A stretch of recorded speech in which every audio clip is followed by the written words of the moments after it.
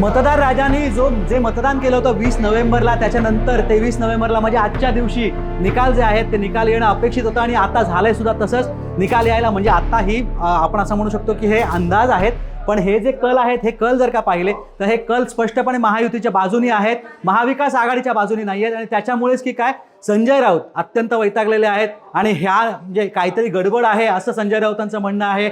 याचं मुख्य कारण म्हणजे सत्ता आमचीच येणार असं संजय राऊत गेले कितीतरी दिवस सांगत होते आणि छाती ठोकपणे सांगत होते की मवियाच सत्तेमध्ये येणार. मात्र तसं काही झालेलं नाही आहे आणि महायुती जी आहे ती सत्तेत येते.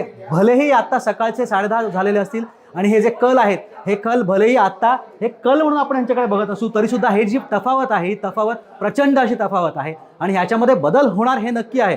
पण हा बदल जो आहे हा अत्यंत कमी स्वरूपाचा असेल, कारण ही जी तफावत आहे मविया 58 आणि महायुतीला 222 जागांवरती आघाडी आता दाखवलेली आहे. ह्याचा अर्थ असा आहे की थेट जे सरकार आहे ते महायुतीचंच येत आहे ही आकडेवारी ही सांगते. आणि त्याच्यामुळे संजय राऊत चिडलेले आहेत, महाविकास आघाडीतले नेते आता चिडलेले आहेत, कारण छाती टोकपणे गेली कित्येक दिवस जे सांगत होते की आमचंच सरकार येणार ते होत नाहीये. याचा आणखीन एक याच्या मागचं म्हणजे पोटात दुखण्यामागचं आणखीन एक कारण काय आहे तर ते कारण आहे मुख्यमंत्री पद, जे प्रत्येक तीनही पक्षाला महाविकास आघाडीतल्या तीनही पक्षाला जे मुख्यमंत्री पद जे खुणावत होतं, मुख्यमंत्री आमचाच होणार असं गुडघ्याला बाशिंग बांधून उद्धव ठाकरे तयार होते, नाना पटोले तयार होते, जयंत पाटील तयार होते. मात्र आता तसं होताना दिसत नाहीये.